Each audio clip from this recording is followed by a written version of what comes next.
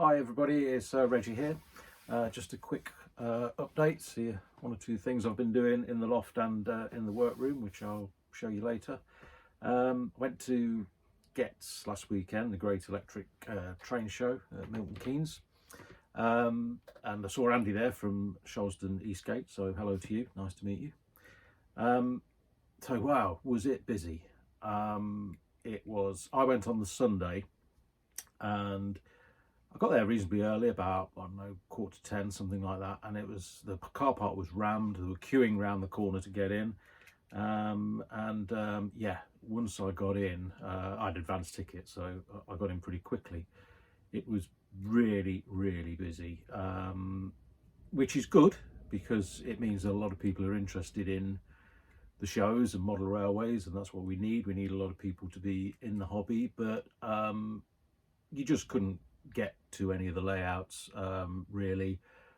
Pete Waterman's layout was there and it was just four deep all the time. People there filming a lot and, you know, not moving. The traders were very busy as well. So although it's great that there is that level of interest, I did, you know, I think, crikey, you know, you can't really get to see anything at these shows. So I don't know, maybe they need a bigger venue, or maybe they need to do it over 3 days or something like that. I know this Saturday maybe wasn't as busy, I'm not sure, because there was a football match on at the stadium next door. But yeah, it was a good show overall. But yeah, it's getting to the point on these big shows where it's very difficult to really get to see any of the layouts, and it's not easy to even get to some of the traders, and I'm not one for sort of pushing and shoving them way in. So yeah, I enjoyed it. Whalley can be the same, so I don't know whether I'll give Whalley a miss this year, but yeah, anyway, so we'll have a little look on what I've been doing on the layout. I didn't buy anything from the show, by the way. I bought some paintbrushes, that was it. Again, you know, a bit difficult to have a good look round.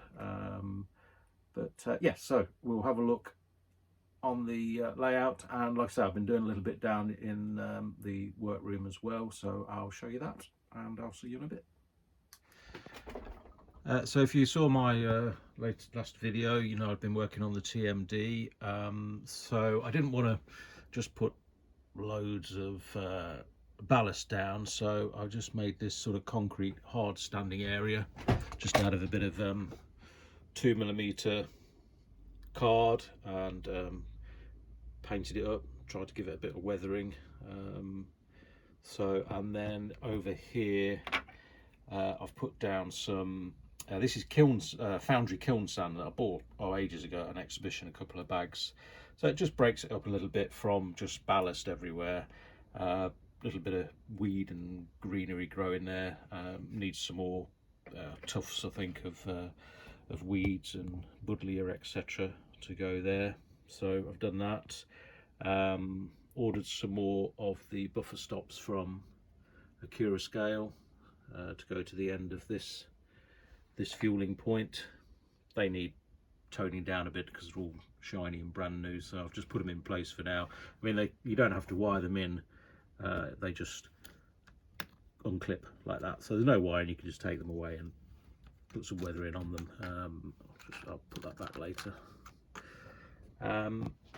Also from Acura Scale, if you saw the last video, I had the Class 37 arrived, so I bought the Crew that they sell for that.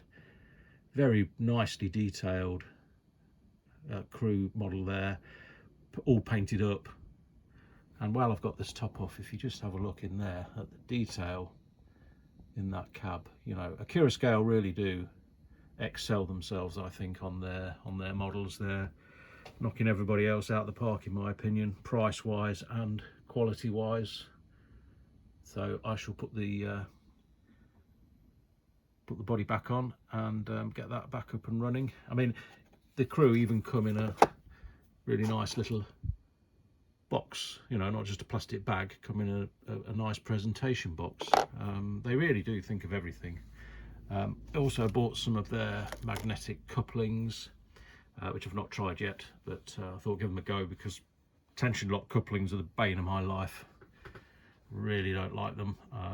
So I'm trying to change everything over to magnetic couplings now, or KDs or something like that. Anything but tension lock, basically. Right, okay, so we'll go downstairs now. I'll show you what I've done in my workroom, because I've just improved that a bit, and then we'll have a running session to finish. I forgot to mention I also fitted the covers back on now, so you can see the crewmen in there, just maybe. Also fitted some of the detailing pack on the front of this Class 37. It's not something I often do, but I thought this is such a superb model that I'd like to do that. What I'm a bit apprehensive about is weathering models like this, but maybe one day. I'm down in the workroom, which is a spare room, and my workbench used to be a complete mess. So I've seen on other channels people have bought these Hobby Zone modules, and I thought it's about time I tidied things up. So I bought some of those. I got them from hobbies.co.uk. You can buy them direct from the company in Poland, but you have to be careful, because if you order over a certain amount you'll have to pay import duty. So yeah, I bought them from a UK based supplier. So I've got racks for the paint, and then you have drawers for you know, various bits and bobs, and then some larger storage drawers, paint racks for the smaller bottles like the Vallejo Model Air. You may or may not know that I, as well as the model railways, I also do plastic scale model kits. So when I don't want to do anything on the railway, I'll come down and do that. I've just done this Airfix starter set, which is a Land Rover. It's actually a good way to practice a bit of weathering. You can see I've done a bit of light weathering on this.